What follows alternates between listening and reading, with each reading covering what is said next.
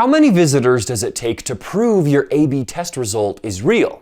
Let's find out. Studies show that up to 80% of A/B tests never reach full statistical significance, which means most so-called wins are just noise. In this video, we'll show you how to calculate the right sample size to help you make decisions based on data, not luck.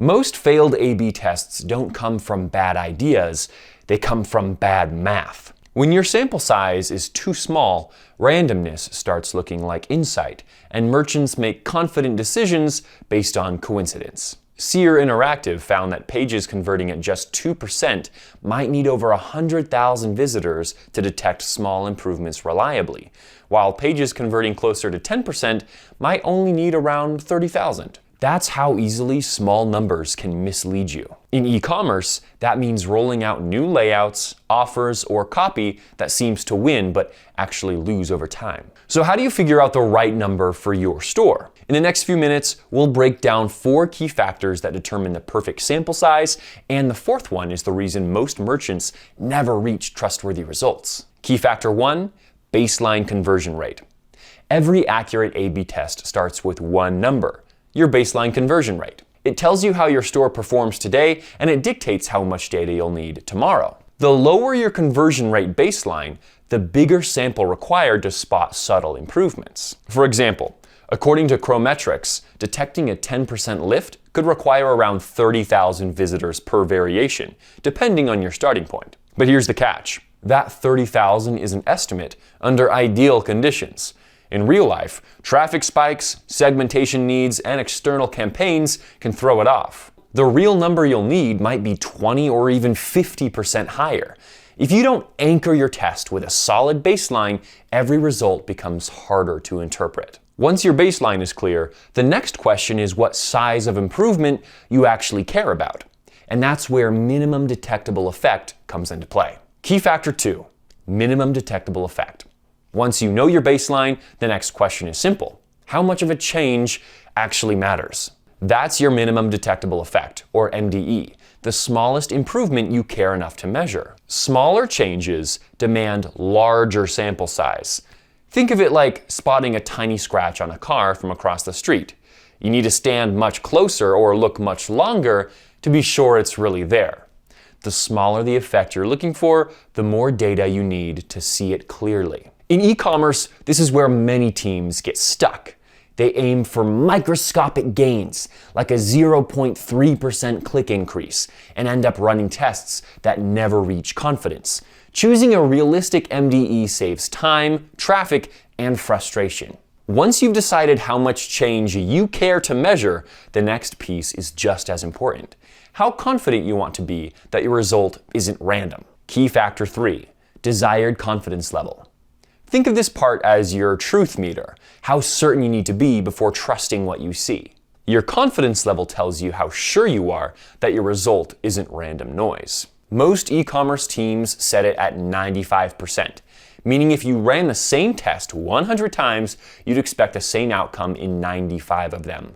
In statistics, narrowing your margin of error or increasing confidence always means more data. Research from Duke University explains that to cut the width of confidence interval in half, you need roughly 4 times the sample size.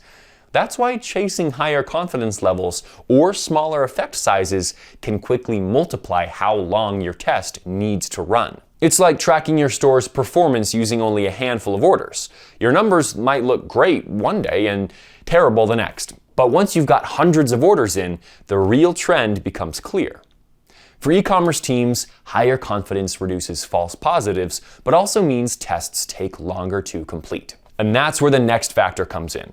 Statistical power, the piece that decides whether your test can actually detect a real difference when one exists. Key factor 4, statistical power. Even with the right confidence level, a test can still fail if it doesn't have enough statistical power. Statistical power measures your test's ability to detect a real difference when one actually exists. Most A/B tests aim for 80% power, meaning there's an 80% chance that the test will correctly identify a true change in performance. Yet industry data shows that only about 1 in 8 A/B tests reach statistical significance, often because they're underpowered or don't run long enough. Tests with low power often miss meaningful lifts entirely, leading merchants to think nothing worked when, in reality, the test just didn't collect enough data. And that's why planning for power early helps prevent wasted time and inconclusive results later. Think of it like running a sale, but only a few shoppers walk in. Even if the promotion is strong, you won't see the full impact unless enough people experience it.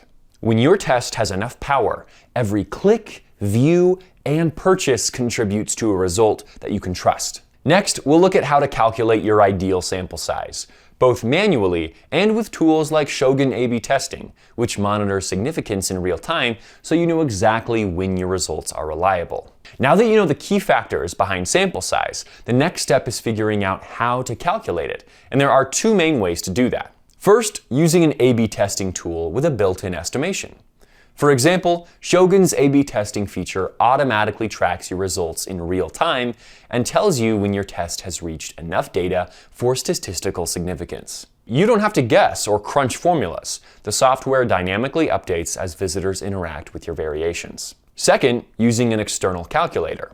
These are great for merchants who want to get a quick estimate before launching a test. You simply input your baseline conversion rate, desired lift, confidence level, and power, and the calculator gives you the traffic you'll need. Just keep in mind that most external calculators are static.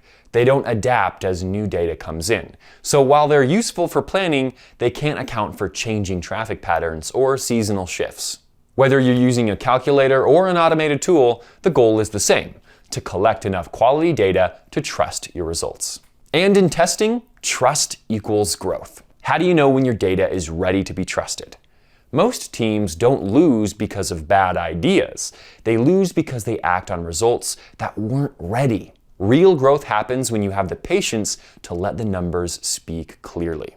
With Shogun A/B testing, you can see exactly when your results reach statistical significance and make confident decisions based on truth, not guesswork. If this video helped sharpen how you think about testing, hit like, subscribe, and check out the Shogun blog for more data-driven insights that fuel long-term revenue growth.